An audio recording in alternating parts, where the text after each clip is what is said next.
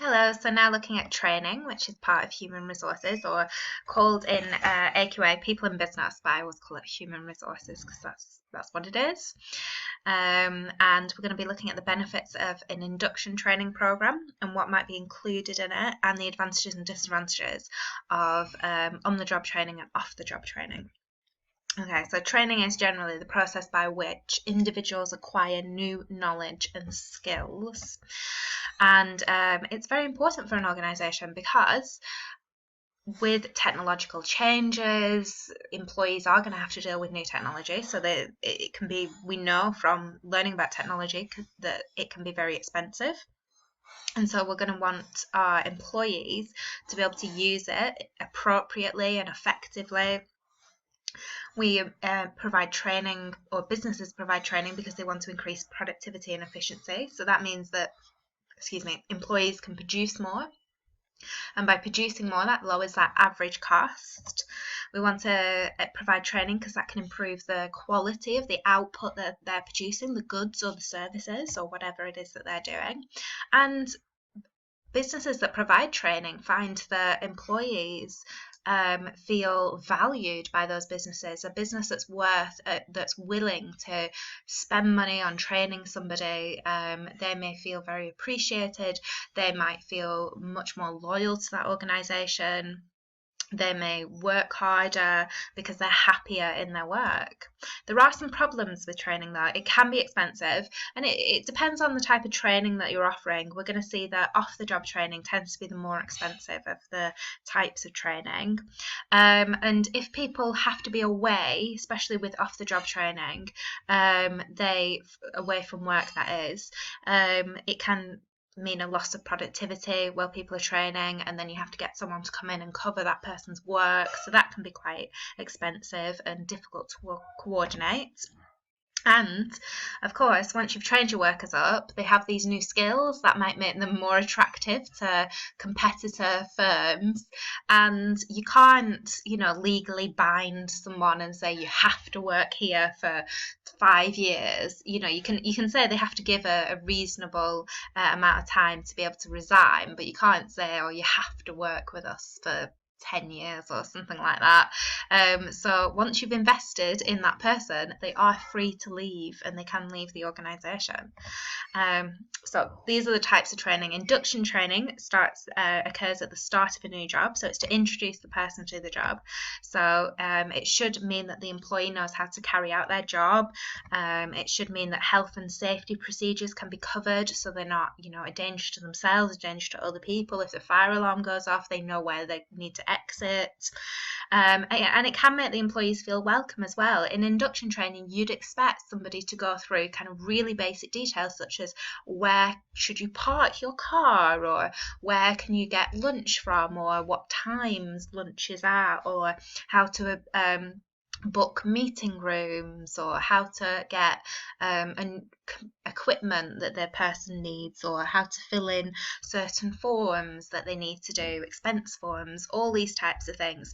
They might introduce them to the key employees that they would need to come into contact with, so maybe the accounting department, the marketing department, the human resources department as well. So it's really to kind of answer these questions and to make that person feel welcome into the organisation and allow them to do their job, because there's a lot of things to learn when you're new to an organisation. So I'm very aware that it does say that you need to, in the specification objectives, you do need to have an understanding of what would be in an induction programme. So make sure you if you had a question on that, you mentioned things like meeting the key employees in that organisation, health and safety procedures, and information on how to carry out their jobs, information about the IT, information about the equipment, information about what's expected of them as employees as well, and how they'll be assessed. Okay, so this could occur with a person that's new to the job, or it could occur with somebody that's been working for the organisation for a while, and it's on the job training, and this is learning from experienced staff in the firm or the company business, whatever term you want to use, through observation, possibly watching other people do the job, work shadowing, so working with somebody who's experienced in that job, and again observing them do the job, but maybe a little bit more closely than just general observation. Being mentored, so having somebody that acts as a mentor or a coach and guides you. Maybe you have weekly meetings or monthly meetings with them. You can talk about any issues you're having, they can give you help with that. Or job rotation. Job rotation is what a lot of new big companies do when somebody joins the business. So I know that Sainsbury's, when they take on graduates to work in the management positions, they always make them work in a Sainsbury's supermarket for a period of time and rotate around the different jobs so that the person has a real understanding of that business. So the benefits of on-the-job training are that you can learn directly relevant information to do the job. So you're only going to be learning information that you are going to need because you're learning from people who actually work in that organisation. However, you can sometimes pick up bad habits because you may not be learning from someone who's skilled or experienced in training others. So if you're doing on-the-job training and you're being mentored by someone, the quality of your training kind of depends on the quality of your mentor and whether they're a good mentor or not. So I've often, when I joined an organisation, when I had graduated, it was a management consultancy, we were all given mentors, or what they called counsellors actually. And over my time with this organisation, I did actually have 2 different counsellors or mentors, and there was a difference, I'd say, in the quality of them, and that can affect your job then and the amount of stuff that you're learning. So that can have an impact. Off-the-job training is staff attending college or university or a training course, and it may be in work. They might, an organisation might bring somebody in to do a whole demonstration, or but it's usually outside of work and off the premises, and it can lead to a qualification as well, a formal qualification. And the benefits of this is you are going to be trained by specialists, so people who it is their job to train up other people using whatever it is. It could be technology, it could be IT, it could be about teaching interpersonal skills or how to manage teams. It could be anything, but they are going to be trained in it because that's their business. Their business is to train people up in a certain skill. So you should get someone who's very skilled at that and very efficient at doing that. So you should learn all those key skills.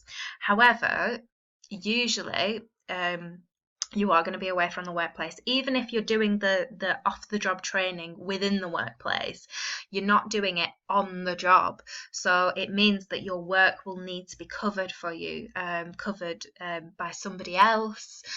You're not adding to production while you're doing that training. Hopefully you're going to be a lot more productive when you come back to your job, but while you are doing that training, you might be away. So I've done a lot of off-the-job training. You could think of school as being off-the-job training because you're not actually doing a job with it. You're in the classroom doing it. But I've done some IT off the job training, and some of it lasted kind of 3 weeks, and that meant that I wasn't producing output for the company that I worked for, and it was very, very expensive as well. These things, because they're trained specialists, they're delivered by trained specialists, tends to be quite expensive. Here's a nice picture actually I found from the internet, a Google search of on the job training and off the job training, and you can see the differences between the two. So on the job learning, here we have somebody who looks like a mentor and they're learning while on the job, maybe making a few mistakes there, but it's great to learn by doing. Here is the off the job training based in a classroom, away from the actual physical job there, so they're not kind of assembling things on a car. I assume they're a mechanic or something like that. They're learning in the classroom, learning more of the theory behind it there. Okay, so that's what you need to know for training.